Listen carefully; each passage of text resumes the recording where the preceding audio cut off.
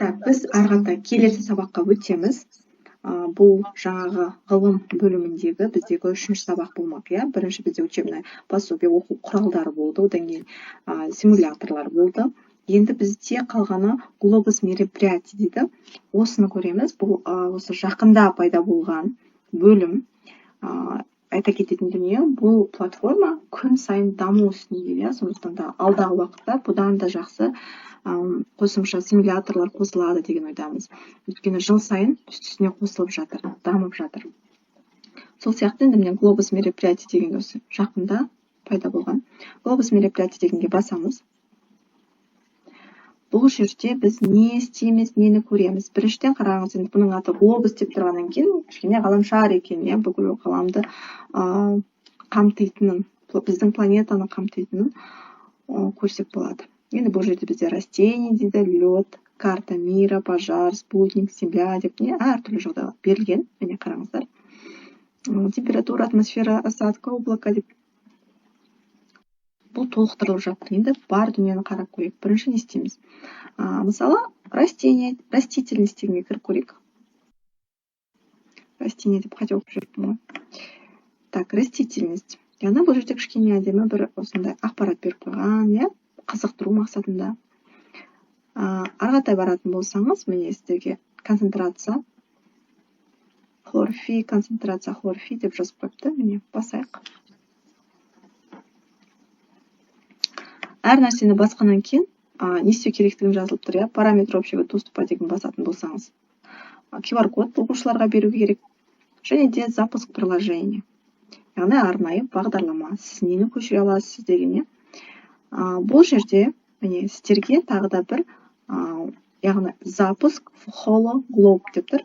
Бұл жердегіні тағы да бағанағы біз сіздермен көшірген Merge, Explore, және Object Viewer деген сияқты бізде жаңадан бір приложениялар болды ғой. Сол сияқты біз қазір тағы да бір приложенияны соткамызға немесе планшетқа көшіріп аламыз. Енді бұл жерде HoloGlobe ол Android үшін қолданылатын бағдарлама. Скачать слияние HoloGlobe для Android деп басып көріңіз. Сонда сізге қандай бағдарлама, оның толық бағдарламаның аты және оның мынандай белгісі көрініп. Енді біз телефонымызға қазір жүктейміз. Ол келесі видеода болады, соткада түсірілген. Ары қарата мұқият қараймыз. Біз енді үшінші бағдарламаны көшіруге әрекет жасағалы отырмыз. Google Play-ға кіреміз. Және поиске енді біз Merge Holo деп жазамыз. Holo и Globe деген сөзді жазамыз. Міне мұның значогы шықты, және белгісі. Компьютерда көрдік қой, біз осындай белгі бар екен, соны басамыз. Және де установить деп әрине оны көшіріп аламыз.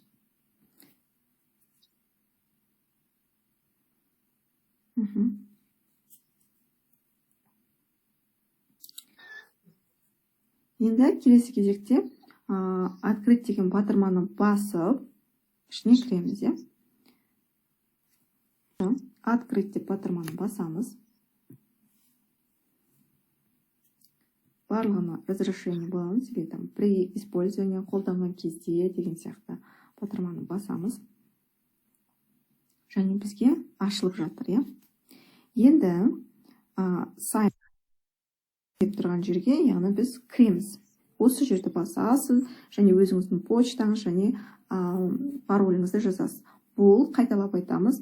Сабақта тіркелу сабағында немесе қандай Google аккаунтпен кірдіңіз, соны жазасыз. Жаңадан бір нәрсе ойлап табудың қажеті жоқ. Мұның барлығы бір-бірімен байланысқан болу керек. Сізде бір ғана өзіңіздің жеке личный кабинетіңіз болу керек. Сондықтан да басқа нәрсе ойласып таппа. Сондықтан да Google аккаунтқа кіргелі жатырмын. Сол арқылы кіргелі жатырмын. Міне. Енді let's go дейді. Кеттік алға деп тұр. Осы жерге бүйтіп басамыз. Және окей деп батырманы басам. Болды. Міне біз Merge HoloGlobe деген батырмаға келдік. Осы приложенияға келдік. Окей деп басамыз. Енді осы жерден өзіңізге қызықтыратын бір бөлімді таңдап аласыз. Бағана біз растенияны көрейік дедік, ал қазір сіздерге мысалы үшін жер дегенді көрсетейін. Яғни бұл жерде осы жерге байланысты ақпарат берілген, және де бірінші activity 1 дейді, яғни бірінші ала тұрайын, жоғары жаққа мән беріңіздер. Жоғары жаққа мән берсеңіздер, бұл жерде біз алдындағы Object Viewer және Explorer деген кездерінде біз үшеу ғана көретінбіз, 3D Cook World деген. Енді мына жерде, мына бағдарламада headset деп қосылып тұр. Headset деген не десеңіз, бұл очкилар, VR очкилар. Соны кеп көрсеңіз болады. Енді бізде VR очкилар жоқ. Олар енді кішкене қымбат ақшада тұрады, және де оны шетелден заказ бересіз дегендей. Қазір жоқ, бірақ сіз мүмкін болашақта қолданып қаласыз. Егерде қолданып жатсаңыз, осындай бағдарлама, осындай приложение бар екен, біле жүріңіз деген мақсатты айтып жатырмыз сізге. Мысалы, біз осы курс бойында сіздерге 3D және кубты үйреніп жатырмызға. World деген, ол да кішкене бір жалпы не көре аламыз. Қазір қолда бар инструменттермен, құралдармен біз не көре аламыз. Бірінші куб деп бассақ болады, осы жерден көресіз. Немесе экранда демонстрация жасай аласыз. Және бұл жерде ақпарат берілген, осыны тыңдасаңыз болады. Here is the beautiful image of Earth called the Blue Marble by NASA. Бұл жерде мысалы үшін осындай жазылу түрінде де тұр. Негізі ағылшын тілі мұғалімдерге өте керемет дүние.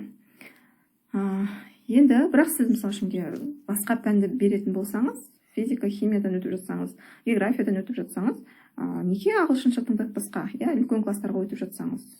Үлкен класстардың барлығы ағылшын тілін оқиды, олар білу керек. Қараңыз, солай істей аласыздар. Келесіне контрол деген сол жаңағы аудионы тыңдай аласыз, контролды өшіріп тастайын. Options дегенге барайық. Options деген жерде бізде не бар? Бұл жерде мына кубты қалай көре аламыз? Информация. Cities дейді, қараңыздаршы. Қалалар деп сіз жоғары жақтан қалаларды көре аласыз. Қараңыздар. Қандай қалалар бар? Белгіленіп тұр, әдемі түрде белгіленіп тұр. Келесін көрейік. States. Cities алсам, States дегенге барайық. Бұл яғни облыстар. Арғатай countries деген бар. Мемлекеттер. Мысалы үшін ең үлкен мемлекеттерді жазып қойыпты там. Енді оны бүйтіп үлкейтеміз. Так. Бізде Қазақстанды көріп тұрсыз, Келесі континент деп континенттерді көрсетсеңіздер болады. Қандай континенттер бар бізде міне әртүрлі. И latitude, бұл жерде мен көріп тұрғанда сызықтар, полярный сызықтарды көресіз. Сол сияқты куб бойынша да қарап көрейік міне. Маған осы куб бойынша. Хоп, білдесіз. Не дегенде, хоп. Ең ұнайтын маған кубты қаншалықты үлкейте бергенін. Countries деп қойайыншы. Countries деп қазір біз Қазақстанды көрейік. Қайда біздің Қазақстан міне тұр. Көріп тұрсыз ба? Қазақстан деп көрініп тұр. Енді қалаларды көрейік. Мысалы үшін хоп. Қазақстанның қалаларды көрініп тұр. Қызылды, жасылды болып көрсетіліп тұр. Қызылды, жасылды болып көрсетіліп тұр. Осындай информацияларды аласыз. Меніңше өте керемет. Және басқа да осындай қарап, зерттеп көрсеңіз болады.